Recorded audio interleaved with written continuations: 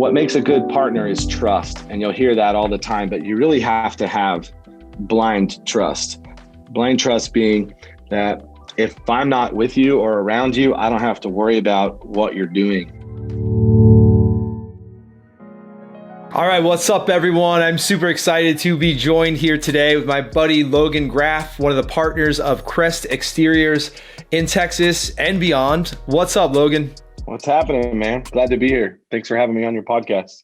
Yeah, I'm glad we put it together. We were messaging each other on Facebook there on Sunday afternoon, I think, and I think we had some of that New Year energy, and we're like, yeah, man, let's do it. So I'm glad we got it on the calendar, and we're making it happen. So there's a few different avenues I want to go down today, and I know we got some questions from some of our buddies on Facebook as well. But let's start out by giving those people that don't know who you are a little bit of an overview on you and Crest Exteriors and what you guys are up to.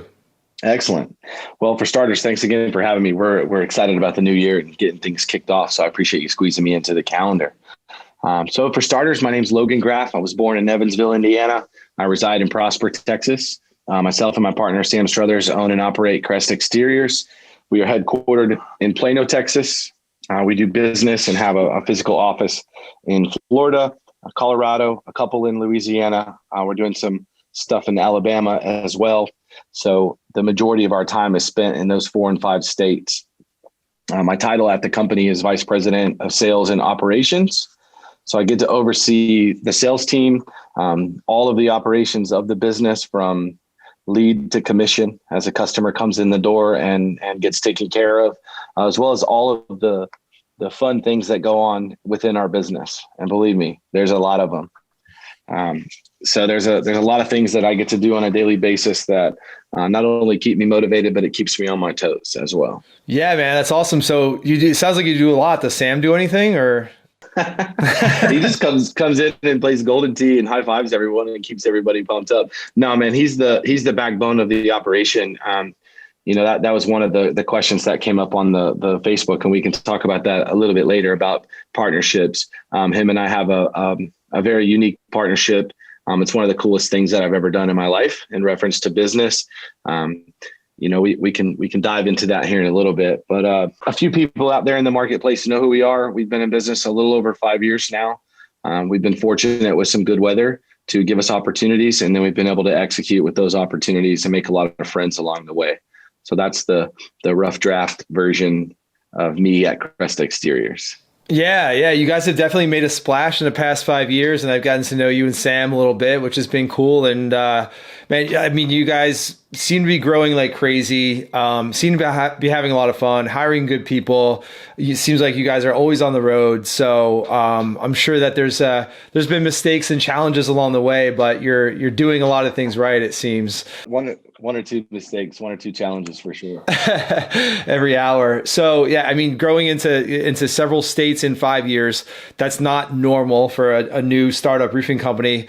Can you kind of pinpoint a couple of the variables that have been the catalyst for making that happen over the years? Certainly. So Sam started the business by himself. I got into this industry by accident, believe it or not. And his initial startup started here in Plano, Texas. And with the help of a little bit of weather and some motivation and some drive for him is how Crest was created, with some of his closer friends that were working with him direct. And he had visions of wanting to live in Colorado later on in life and really enjoyed going up there. He has several hobbies that he can take the family on to, including, hunting and enjoying the mountains. So I believe that's where the name was formatted, from the mountain logo. And shortly after the Plano office was open, with his background in adjusting, he kind of followed storms around the country and knew that the greater Denver area was another, high volume area for hail. So that was the target on the very next location. So with some hailstorms in the summer of 16 or summer of 17 is when we expanded into Colorado. Made some good relationships and friendships with some people that turned into staff members, and that branch has been blossoming. Next was other branches within Texas, East Texas and South Texas. And then following that was Florida. Florida is a whole different beast. I think anybody who's been in this business long enough knows what I'm talking about. It still makes me nervous every time I talk about roofing in Florida, just because of it's a totally different animal there. So again, that yielded some relationships with employees and team members that we were able to bring onto the team that were familiar with those areas and able to generate some business. Last but not least, Louisiana. Just last year, we chased a storm out in Bossier City in April and went through the process of getting licensed, did it fairly quickly. And we had a little bit more education and experience to be able to get that done and get licensed and all that stuff. And then that yielded into the unfortunate hurricanes that just demolished Louisiana. And so now we're in both of those cities, Lake Charles and in Bossier, with brick and mortar and sales teams and productivity there. So that's the fast forwardness of the history of our branches and the expansion. All right, awesome. And would you mind sharing numbers, like where you guys have gotten to in terms of revenue per year? Or Sure. Yeah, I don't mind sharing that. In 2019, we were recognized on the top 100 for just shy of 33 million in revenue. Last year being a rough year, we thought we were going to struggle, and we crossed over and tied that number. So we were able to pull a rabbit out of the hat last year and experience. Man, I call it luck. Hard work and opportunity meet together, and you get lucky. And a little bit of blessings from God. So we were able to match that number again. And we've got our target set on 40 to 50 this year. Wow, that's incredible. Wow, congratulations. That's great. Thank you. Yeah, 2020 was obviously a crazy year. Don't need to really get into it more than that. But the fact you guys are able to match the previous year and continue to set yourself up for growth is pretty incredible. Well, the credit goes to the team, and I say that with no shame, and not just to say it to make them feel good, but our team is relentless. They're constantly bringing ideas and scenarios to us and asking to be able to execute. And if we sit down and format things properly, the older we get in business, the better our decision making becomes, just because we all learn from our faults and learn from our mistakes. So I have to give all the credit to the team. I could tell you for hours about some of the war stories about getting out there and drumming up business and finding business and then executing that business and making it perfect. But we don't have enough time for that. So the team deserves all the credit for the processes that we've put in place. They're the ones out there executing those processes and shooting holes in them. And they bring us directly and indirectly, they bring back results that we can all see. And our goal as leaders and owners of this company is to solve problems in every arena of the business. And it's been fun. Looking forward to another crazy year. Yeah, that's cool. And I think a lot of people will get some value out of understanding maybe a little bit how you intentionally foster that culture of team members bringing ideas to you guys as owners and wanting to, take ownership of those ideas, those initiatives, those opportunities, instead of just showing up every day, knocking on doors, selling roofs, producing roofs. They're actually like entrepreneurial and bringing stuff to you.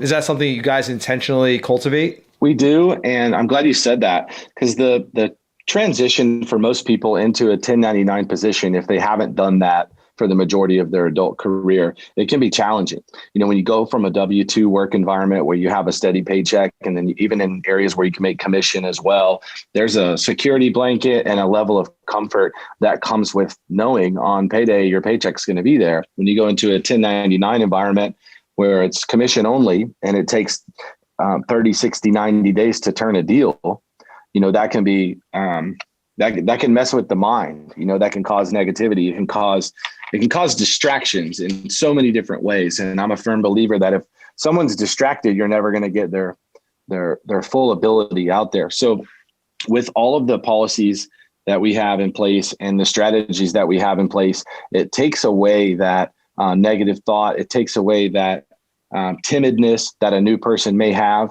When they have questions, we have answers, then they can feel confident and go execute, all the way from prospecting and creating leads to sitting down with customers and getting ink on paper, to building the job, performing the job, getting everybody paid, dealing with the insurance process. And then lastly, the most important part of sales, collecting the money and getting paid. So that's our goal. And the culture is created that way by keeping a high energy environment. We don't allow negativity. We don't tolerate negativity. If someone has a matter that is of substance and they need to discuss it, we're wide open, whether it's 6 o'clock in the morning or 9 o'clock in the evening. Our phones ring and we answer them. That's the difference that I can say in most is we're not an 8 to 5 place. These folks are relying on us to have a vehicle they can ride in to make money and build a career. We've got to be there to help steer that ship. And so that's one of the goals of our culture, is just making sure that it's an open door policy. It's an open book. I know that sounds a little bit cliche, but being able to have a relationship with every team member within your business. And I'm not just talking about the salespeople, that's only one portion of the business. You got to have sales to have a business. But in our company, we have over 15 different administrative positions outside of sales that make this machine work. And those people are human as well. And they need TLC. They need hugs and kisses. They need to know that they're cared for. They need to know that if they have an issue, they can communicate with us about it. And so we're a firm believer in culture. That's the first thing. The sales will come, the business will come. But if you don't have people on your team that are willing to participate with you because they don't get along with this or that, then it's very tough to have a business. Yeah, that's really interesting. So it's that transition into 1099 sales is definitely challenging. I've never done it personally, but knowing the roofing industry intimately, it's a big challenge, attracting and retaining top people, and that can really be the hindrance to a lot of companies' growth. Right? They just don't have the people. So it seems like you guys are focused on that professional development, of course, like training for the skill sets, the jobs, selling, building, collecting, as our buddy Anthony Delmedica would say, sell, build, collect. Sure. But also that personal development, right? And being there for them and helping them develop into leaders and people. Did you have a background in that, or like where did that come from? Yeah, funny story. I was in the collection agency business for 15 years before I got into roofing. And a lot of people have an immediate thought about collection agencies. Oh, don't call me. Ha. Everybody's run across a scenario where they had to deal with a collection agency or heard somebody that has or not. But the type of collection agency that I worked for was a commercial collection agency for 10 years from the year 2000 until 2010. I worked for two different agencies focusing on commercial debt collection, B2B. We would call ABC Supply and solicit them to place, the roofing company for collections that wasn't paying their bill. Any industry, if they were exchanging a product or service and allowing terms for that product or service and the customer didn't pay, that was a potential prospect for us in that industry. So I was on the inside sales part of those businesses, contacting CEOs, CFOs, directors of credit, VPs of finance, and pitching them about their bad debt. And it's no secret, just taking our industry for an example, high ticket items, people get cash flow problems, priority lists change, and whoever's barking the loudest is who's getting paid. Well, our job was to go make sure our client was at the top of that priority list. So it was a commission-based job. It was a W-2 payroll, but there was opportunities for high commissions. I advanced in that industry. I'm pretty good on the telephone. I consider myself to be a good communicator, whether it's in person or over the phone. And that's a good talent that yielded me some success into this industry. In 2010, I had started my own collection agency and ended up selling it to a business in Richardson, Texas, where I operated as VP of sales there for 5 years. And I'll fast forward this. At the end of 5 years, we agreed to go different ways. I had a non-compete that I had to bridge. And so I called my good friend Sam, who had always been successful in the adjusting world. I knew he had just started a roofing company. And I said straight up, hey, man, I need a job and I need this much money a month. And it's just for a year. I need you to help me out. You know what he said? What? I can't do it, man. I just started a company. I can't pay you that. Are you crazy? But if you want to come sell some roofs for me, come on. And I was like, well, shit, how do you sell a roof? Show me. I didn't even know what a pipe jack was. Okay. And I say that with all due respect. I didn't know that. It should be motivating for anybody if they heard this story. You don't have to know anything about that. All you have to do is be willing to learn so that you can earn. So he hired me on straight commission to sell. We got blessed with a good storm, April of 2016, 𝗬𝗓, Texas, the softball size hail, hail as big as my fist, blasting through roofs. And that was about after 10 days of me starting with Sam. He did train me on what a pipe jack was. He did train me on what a roof system consisted of. And I knew enough to be able to climb a ladder, get on a roof and see if it had a bunch of black spots on it. And when that storm came through, that's what it looked like. You didn't have to go searching for the hail, but I succeeded in the first 9 months or so that I was in the business in sales, and then moved into a management role pretty quickly. We had attracted a lot of salespeople that were in the Metroplex. DFW is huge, and we're from here, so we had a good network of friends and family, and so that eventually yielded into my non-compete expiring from the collections game, and I went to Sam around Christmas time and told him, hey, don't forget, I'm leaving in March and I'm going to go start a new collection agency. And he said, no, you're not. Let's make a deal. So we put a deal together, and, I couldn't be happier. I haven't looked back since. I really had a passion for the collections business. I did it a very long time. There was something to be said about, making somebody pay their bill for the product or the service that they took from my client. It was a personal thing. And it was rewarding, and not only monetarily, but it was rewarding because you build relationships with people. And there was the opportunities in that industry when you do business the right way. It's through the roof, no pun intended. But working with Sam and getting into a different atmosphere of business and taking the experience that I had, it blended well with our company. For the main reason is I'm really good at collecting money. And, that's a hard task in the roofing business is getting your hands on that final check. Yeah, I'm sure that's a key asset. It's funny how like all these different paths during our lives, just kind of come together, and we're able to grab different lessons that we've gotten along the way to help us where we're at. For sure, man. And I don't know how it happened. It just did. And we're sitting here having our beginning of the year meetings this week. And we're kind of looking back how it went. It's gone by really fast, 5 years in business and 4 years together as partners. He brings so much to the table. I learn from him on a daily basis. I feel comfortable saying that he learns from me on a daily basis too. And then we learn from our team. It's just a good gel, man. And we can get to those other questions on that Facebook here in a little bit, but let's keep moving forward. Yeah, well, let's jam on that a little bit while we're there. The whole partnership thing. It's no secret in the roofing industry, a lot of partnerships don't work out. Probably in business in general, a lot of partnerships don't work out. And our friends Justin Dent, Soderberg Roofing in Colorado, and Austin Davis of the Roofing Center in Utah and also Colorado now, they were both asking about partnerships and like what are some of the dynamics there, the pluses, the minuses, how you guys like split roles and ideas and responsibilities. I'm sure that we can do a whole 8-hour episode on that, but can you break that down for us, what that looks like at Crest? Sure. So Sam started the business. He started it with his own money, no investors, no silent partners. He had made he was in a very good career and was very responsible with his previous careers. And so when he was getting Crest started, it was 100% his.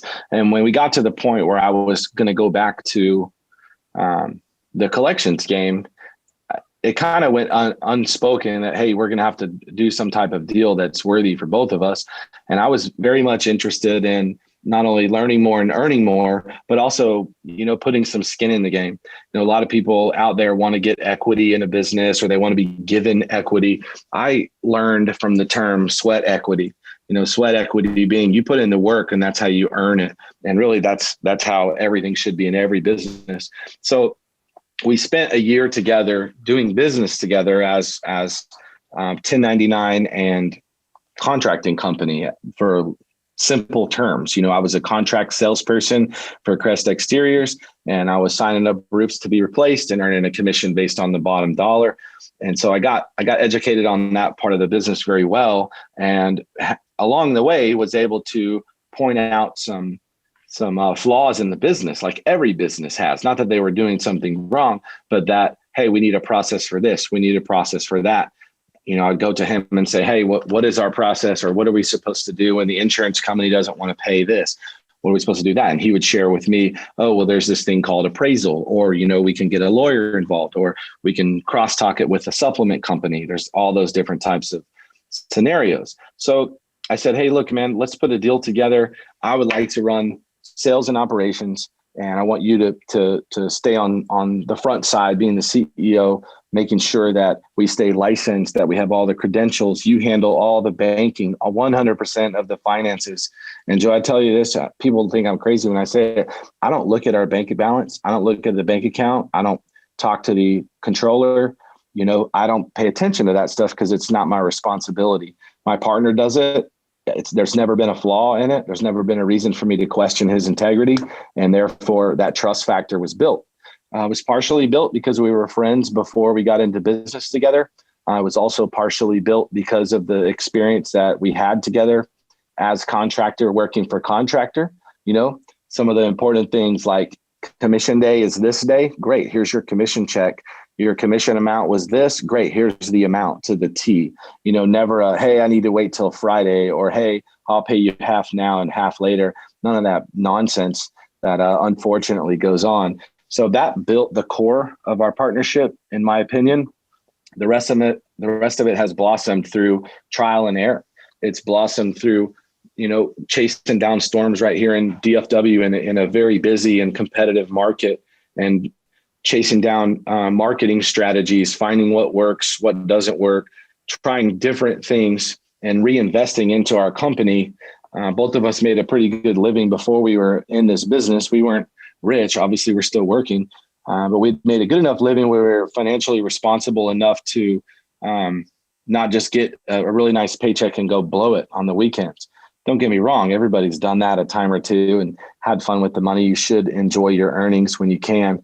But our goals, he's a little more disciplined with that than I am, but we would always save, and we would always plan for the future. And if we have a good year, we're socking something away so we can go do something similar to what we were able to do last year. Go chase 2 or 3 major storms in a market we've never been in before. Those come with their challenges in its own. So what makes a good partner is trust. And you'll hear that all the time, but you really have to have blind trust. Blind trust being that if I'm not with you or around you, I don't have to worry about what you're doing or what you're not doing. I know that you're getting the work done.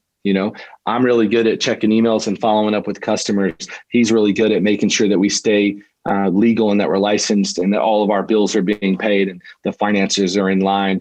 I'm really good at taking the guys out and keeping them pumped up or getting them excited or coaching them through a troubled time. He's really good at making the office staff feel good and welcomed. And then we blend with so many different things. And, we're not perfect at all of it. We've made some mistakes. We've lost a few good people over time, but we've also created some people that weren't in this industry before. We've created some monsters with that. We're very grateful for that.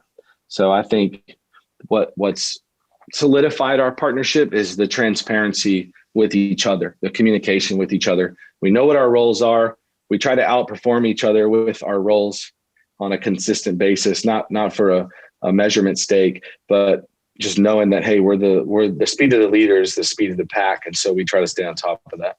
Awesome. Yeah, I can definitely echo that. I had a business partner for a few years as well in Contractor Dynamics, and that dissolved amicably, but we had full transparency into the financials, into like every aspect of the business. And we each had our different roles and responsibilities, but there was, number one, that transparency there. And number two, we had that trust. Like, we knew each other for a few years before we entered that partnership. And we just knew, sometimes it takes that experience and relationship, and sometimes a gut feeling, knowing that someone, really has the business's best interest at heart. They're ethical and honest, and they operate with integrity. So yeah, absolutely essential. And unfortunately, that's not the case with many partnerships. So yeah, it's sad too, because it takes more time and effort to do things the wrong way than it does to do them the right way and lick your wounds. One of the other comments on the post today from Justin Dant was that the right partner, there's always more room for expansion and success. And it is hard to find that that partner. I can't give advice on how to go out and find the partner because I've only had two partners. One is my wife. She's my partner. And the second is Sam. He's my business partner. And so one other thing is you can't spend too much time on one topic. When you're in business, whether you have a partner or not, you have to make decisions, make them fast, and move forward. And some people would say, oh, you should slow down and make calculated decisions. I agree with that your decisions should be calculated. Most of the decisions in business that you're going to have to make, they're going to be duplicate decisions, meaning you've made a decision on a scenario that happened and it worked out good. You made the same decision on another scenario, it didn't work out so good. So then you can go dissect those scenarios and find out what the real right decision was, so that the next time you're making the better decision. So we make decisions quickly as partners. We try not to beat around the bush. Again, we don't tolerate negativity. If somebody has a problem, we want to fix it right then, not just kick the can. And when it comes to expansion and growing the business, you can't be scared to try it. There's one reason of being scared is the end result could be bad, but the only reason you should ever be scared is if you don't know where you're going. Like if GPS didn't work and you don't know how you're physically going to get down there, chasing Hurricane Harvey in 2000, was that 17? Yeah. 16, I think. Something like that. Yeah. That was our first big venture where we thought we were big enough and bad enough to go chase a storm, outside of our area. People used to say we just got lucky because it hails all the time in DFW. Well, it hasn't hailed here in 3 years, so no big deal. But you can't be scared in business to go out and expand and make decisions. You're going to learn one way or the other. It's going to be expensive. You're going to make some mistakes. All those things up front. So you got to pull the trigger and move forward. So to answer Justin's question, man, I don't have any advice on how to find the right partner, but when you capture someone and you think that would be, you got to be like-minded. You got to have goals in mind for long-term. You got to have vision. You got to have a go get 'em attitude. You got to be positive. You got to be able to be vocal to your team, stand up in a crowd and communicate. And those are just some tidbits of what goes on. It's a daily thing too. There is no time off. Yeah, we got time off for the holidays, but him and I run this company and we have, close to 100 people on the team, plus their families of 3, 4, 5 apiece. So virtually we go to sleep and wake up responsible for 400 or 500 people. You don't have much of a choice. You either do it or you don't. There's no in between. So that's our thought process on that. That's a cool way to look at it. And that really, I think helps you, level, just maintain focus on those decisions. Like you're making those decisions as business owners, as partners, but there's several hundred people that are affected by those decisions that you make. So, that's a great way to put it. Yeah. And it's every day, and I don't want to put this publicly on the street, but it's not until you see one of your close friends, family members, team members going through some turmoil that it kind of hits you in the heart. For me and Sam, that kind of motivates us to work harder, get better, do things, more aggressively or do things better, whatever the case may be. Everybody's going to have hard times in their life. It's not about that. It's about what are you going to do after that? Yeah. One of my old bosses in the collections business used to tell me, tough times go away, tough people don't. Nice. And if you're tough and you can get through, rejection and you can get through all the drama that goes on just in regular life, then business isn't really so bad. Life is tougher than business. Business, there's always a solution. Life, it's like, I don't know. You just got to move on to the next day and keep a smile on your face. Yeah, man. Perspective helps. I found myself in that position earlier this morning. I was up pretty early and just working on some projects that I needed to catch up on. And I was kind of, you get in that point where you're almost like feeling bad for yourself. You're like, man, why am I up at 3:30 in the morning, like doing this? Like this sucks. And like, I can't believe I'm in this position. But then you think about it, like, yeah, I'm dealing with like a couple of like Facebook campaigns or websites. Like in the scheme of things, come on, like really, that's what you're complaining about? Like, get a grip. Right. I understand. I can relate to that. Yeah. So speaking of that, that kind of staying positive, being there for others, supporting your team. one of the things that I've noticed, and one of the reasons that we're talking, is because we started talking about, some of the inspirational, I almost said motivational, but you don't motivate other people, you inspire them to get motivated. A lot of that out on social media. And I think going back to Justin Dent, I meant to mention this, like if you're potentially looking to attract a partner, link up with someone who might be like-minded, I think that social media is one way to do that, is to build your platform, put yourself out there, get your content out there, and you're going to kind of get in the orbit of like-minded people and potentially build those partnerships, or bring on salespeople, bring on team members, partnerships, JVs, and things like that. But that doesn't really happen as easily if you're kind of operating in a vacuum. So getting out there, like you have, Logan, I think that's awesome. Where has that, the Logan slogans, like where has that come from, and what's the deal with that? I'll share that. I appreciate you asking. So for a long time, ever since I got on Facebook, and Time Hop is my favorite app. I don't know if you have it, but Time Hop is an app that you can download and you can register it with whatever social medias that you have, and it'll show you what you posted a year ago, 2 years ago, 5 years ago, whatever. So I still see that. I think I've been on Facebook 12 or 13 years. And when I first got on it, what I consistently immediately noticed is that people are just out there airing out their dirty laundry. Mm-hmm. The silly post that OMG, I can't even believe it. And then that was just the post. And it's like, that person's just looking for, it's misery loves company. And I was like, I can't handle people like that in my life. I was already working in an industry where everybody I was talking to on the phone was a liar. Somebody owed money, or one of my clients was telling me that they didn't have any bad accounts. And we all know that's not possible.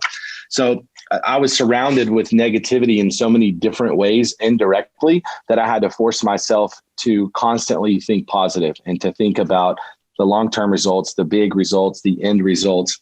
And so over the last 20 years, I've trained my brain, and I wish I could train the rest of my body as well as I've trained my brain. But I've trained my brain to not process negativity and to only think positively. Now, that doesn't mean I'm a robot. That doesn't mean that, I don't cry, or I don't have times when I could get sad about something. Heck, you ask my wife, Lindsay, her and I can watch a movie. We'll both be in tears if it's good enough. We're not afraid to show our emotions. But I was surrounded with so much negativity that I couldn't stand it and I wouldn't tolerate it. And at times I had read books and met with coaches, and they all had similar suggestions about getting anything that's negative out of your life if you're wanting to get to a certain goal. And so I was able to train my brain with that. And how I started with that, believe it or not, is just posting something positive and inspiring, like you stated, or motivating first thing in the morning. So I made that a goal. 1 year, I wrote it down. Every day I'm going to post something motivating. And after about 2 months, it was just habitual. Every day, first thing on my mind. Some days I wake up with it and it's literally, I can't type it fast enough. And then other days, I need to get up and drink a glass of water first, maybe take a shower and think about it, because I don't want to be repetitive. But that stuff comes to my mind. I'm gifted with that from God, I believe, the way to just be able to come up with those things. And so that yielded into, daily posts. And then friends and people in my social media network would communicate back to me when I would see them, at a football game or on the weekend or something. Hey man, I love your posts. You keep doing it. That's awesome. I'm like, that's great. And I posted a month or so ago about when you're out there sharing good content, it doesn't necessarily mean how many people like it or comment, because you don't know who all you're reaching. I've ran into some people that I haven't seen in a very long time. They don't interact on social, but they say one thing: hey man, I love your content. You pump me up. Keep doing that.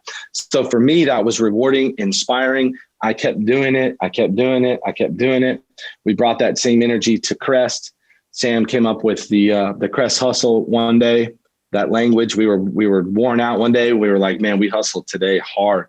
And he said to me, yeah, Crest hustle. And I said, we need to go with that. And literally we got a federal trademark on it for the hashtag. And that's our gig. Hashtag Crest hustle. Everybody knows that. So that positivity is contagious. It's as contagious as cancer. And unfortunately, so is negativity. So what do they do with cancer? They cut it out. If you have negativity in your life, you have to cut it out. So fast forwarding 15 years or so, 8 or 10 years or so, I met a guy in the industry named 𝗧𝘂. I'm sure you know him. Yeah. He's a good friend of mine, great guy. He's got a lot of experience in our industry. He does a lot of pretty cool things. Had the pleasure of meeting with him on many occasions. We've had dinner, drinks, cocktails. I've been to his place in Mexico. We've hung out. Very good guy. I consider him a good friend of mine. One day I posted, somebody was like, "Oh, you should brand that somehow." And I was like, "I don't know. What should I call it?" And 𝗧𝘂 is responsible for the name. I'll give him the credit. He said, "You should call it Logan Slogans." And that freaking stuck. And that was about 2 years ago. And so, one day I was like, "Oh man, that kind of sounds a little bit corny." And I was like, "Oh, stop that head trash. It sounds fine. Doesn't matter. It's all about the content, not the name." And so I toyed around with it in my head for a couple of months, and then it got backburnered. And just this last year, with all of the stuff that was going on in 2020, I found more of a, kind of sounds silly, Joseph. I found more of a calling that I need to put out more content, because there's more people out there that are, losing their jobs and getting sick and having family members that were affected by, all the stuff 2020 dealt with. So I started doing more and more and more. Then I started looking into, how, if I can't just be a poser. I can't just say this stuff a couple of days and then fall off for, a few months and still expect people to be inspired. So that yielded into getting a federal trademark for the hashtag Logan slogan, so that nobody else can use that, so that it's mine. I own it. That took me better part of 9 months to get done. Wow. Through the court system, through my attorney, and through coronavirus and all that stuff. I signed up with the attorney to get that processed like in February, and it was almost at the end. And then, the shutdowns took place, and it took almost 9 months to get it. So that kind of got delayed. In the meantime, I have been able to, create a little bit of apparel, search out some vendors to help me with the website, and some of the networks that I'm involved in. One of them is the Apex Entourage with my friend Ryan Stuman. He's got some really good people in there that have helped me tremendously, guide me in the right direction on what to do, outline the steps of making it a business. It is a business, but it doesn't generate any revenue. As of 2020, it is a business. But my goals for Logan Slogans in the future are very simple. I want to get in front of people and talk. And I thought some of the easiest ways to do that, and probably very, very good ways to get the message across to some people with some open ears, was to target some troubled youth homes, or even find my way into a prison and talk to some people. Number one, they're not going to pay me, so I don't have to ask them for any money. I figured it would be an easy way for me to get out and practice speaking in public. I've done a couple speaking things at April's SRC Summit, once or twice at the SVG thing. Nothing compared to you, bro, and nothing compared to some of the other people out there that speak. But that's something that I strive to do. So I went all in on that last year and decided, I'm going to make it a thing. I want to give back to the community as best that I can.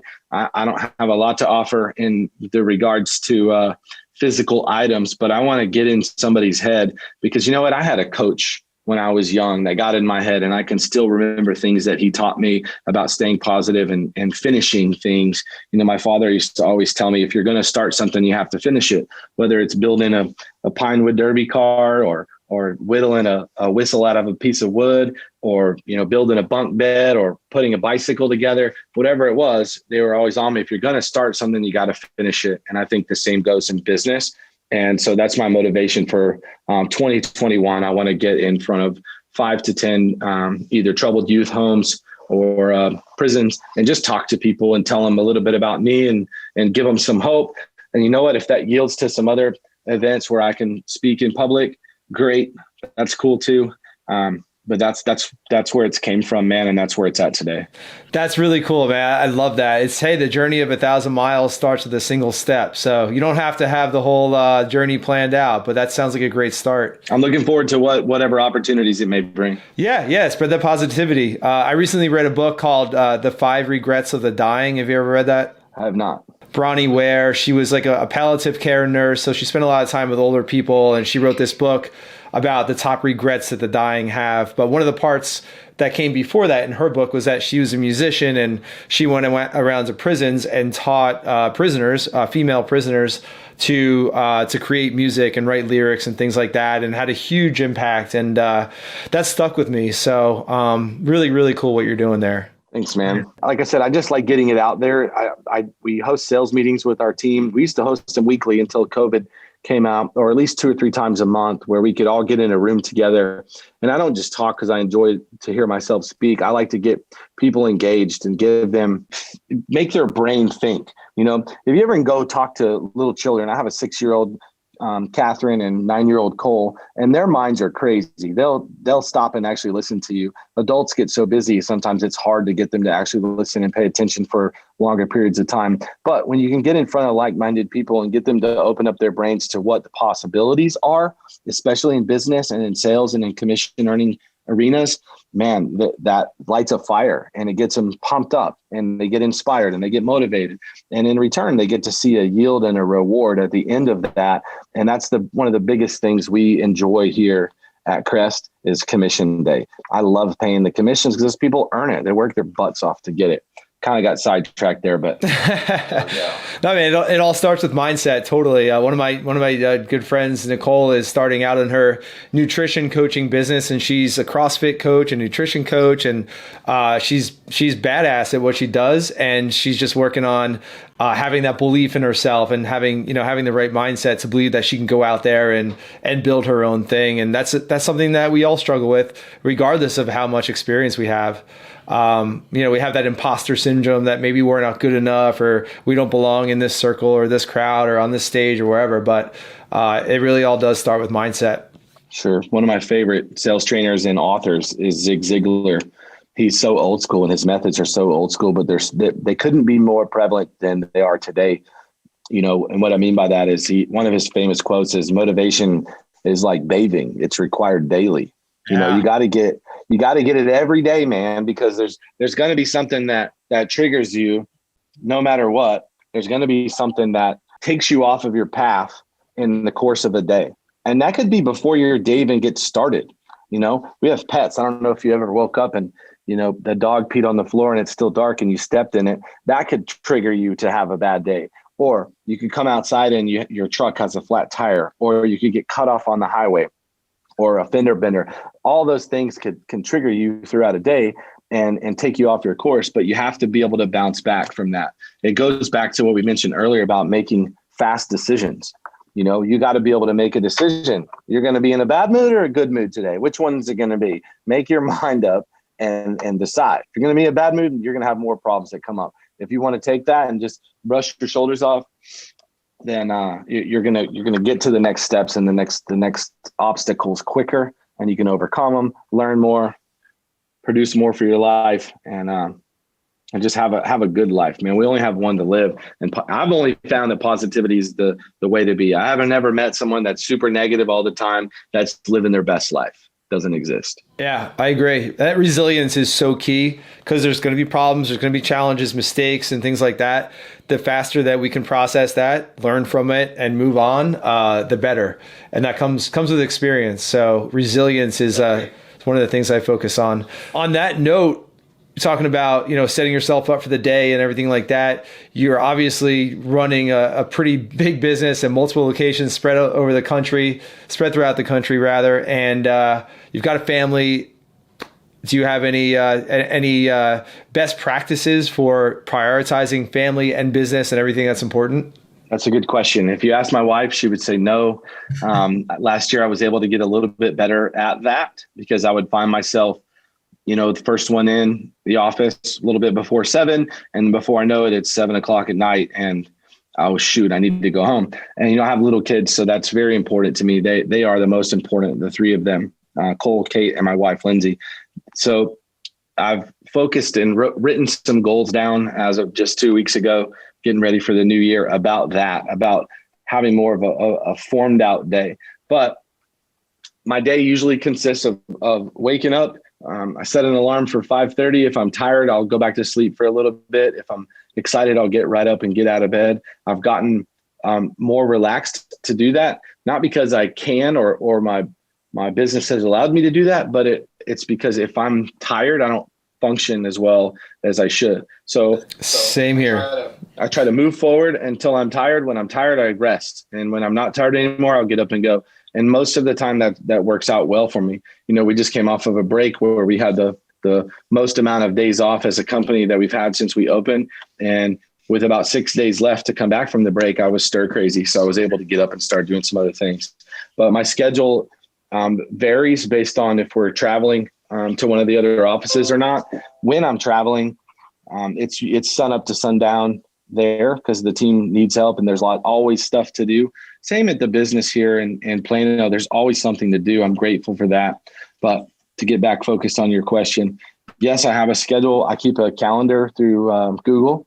I also keep a work calendar, and then I sync them together. Google's for my personal stuff, appointments with the kids, whether it's soccer game, dentist appointment, open house. And then obviously the business things are for every other business meeting. One thing that Grant Cardone taught me when I read his book is I don't like empty space on the calendar, but then the other half of me being a human, being natural, I'm like, dang it. Some days I'm running with my tongue hanging out. I'm just tired. Yeah.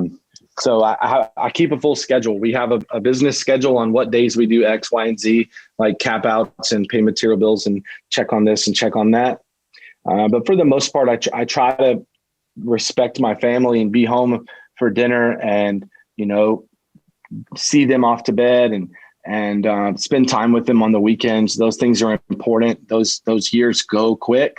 And of a father of two young children, I don't have all the experience of those that have children that are out of the house, but my wife and I know that day is coming and we don't want it to be anytime soon. So I think part of my focus is family oriented, but Crest holds a big chunk of my family mentality as well. If this business isn't successful, my family life is not successful. So the priority of Crest almost supersedes the priority of my family because this is the way that we support our families. So I give both of them a ton of effort, and I'm not afraid to say I could give both of them more. Yeah. So you said your kids are 6 and 9. Yes. Our kids are 5 and 8. So we're very similar. And, yeah, I mean, I know there's most people in the roofing industry work more hours than I do. I definitely put in my hours and work hard. I'm not scared of that, but I do make sure that those things are in the calendar. Those things are important. And when I come home from the office at night, and you see how much the kids they want to hang out, they want that attention, and wife too. It just reminds you of how necessary that is. And my wife and I talk about it all the time. Our son is 8 and it's like, well, we've got 10 more years and he's gone. It's we think about that all the time and try not to take that for granted at all. So right along the same lines there, man. And one other thing on that, one thing we added to the calendar this year is dinner with the family on Sunday nights, no matter what. If I'm in town, no matter what, dinner with the family. If we want other people to join, cool. But we're having dinner as a family on Sunday nights. And every other Wednesday is going to be game night. And then every other Thursday is date night. So we've put that in the calendar, and tomorrow's Thursday, tonight's Wednesday, first Wednesday of the new year. So we're playing games tonight. And that's another thing about when you're setting these goals and having these ideas, execution is important.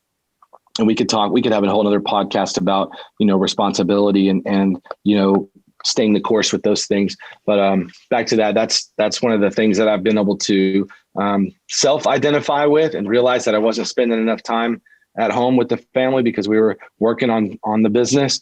So that's definitely something that I'll keep my eyes on moving forward.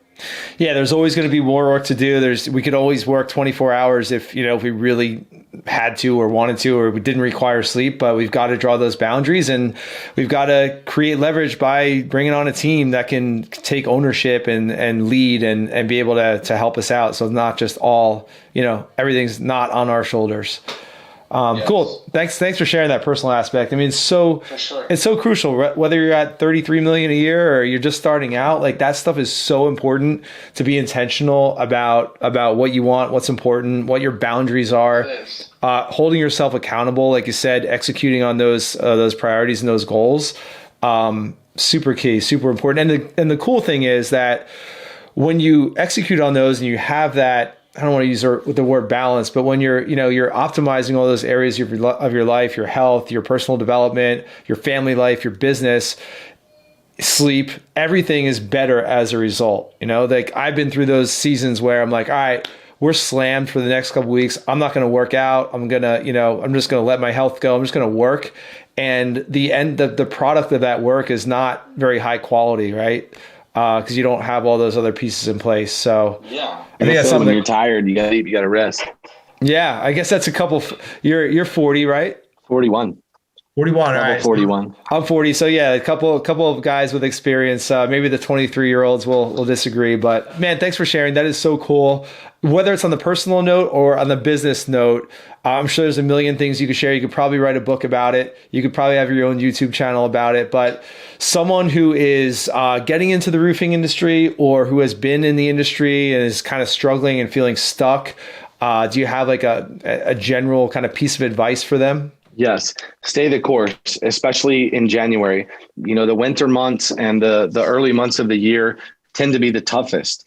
This is the time for planning, strategizing, and setting up scheduling and acting as if you're already busy and the storm is here. One of the biggest failures that I've seen from guys in this industry is that they give up too soon. And sometimes it's literally one day too soon or 1 week too soon or 1 month too soon. We just don't know. Stay the course. If you're having tough times, keep going. If you're having good times, keep going. That's the main thing that everybody could do. Not only in our industry, but in every industry. Whether you're brand new and you're starting out and you were like me and you didn't know what a pipe jack was, or if you've been doing this for a long time and you're just in a rut or something like that, keep going. Get back to the basics and focus on what makes you money and what makes you happy, and stick with it. Don't give up. Stay positive. Logan Slogans. Logan Slogans hashtag.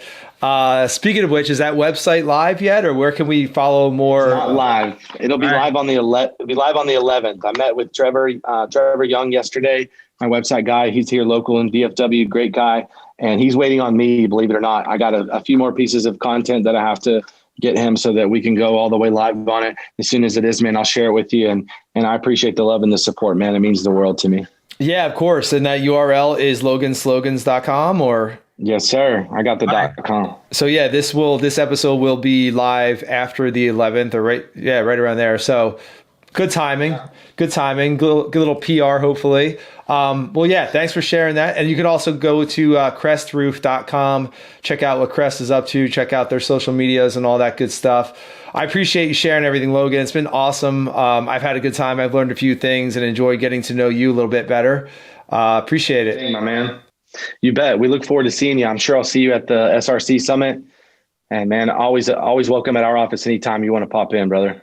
All right. Sounds good, man. I will take you up on that. I stay at my buddy's condo in Plano when I go down there. So I love that area. Legacy down there.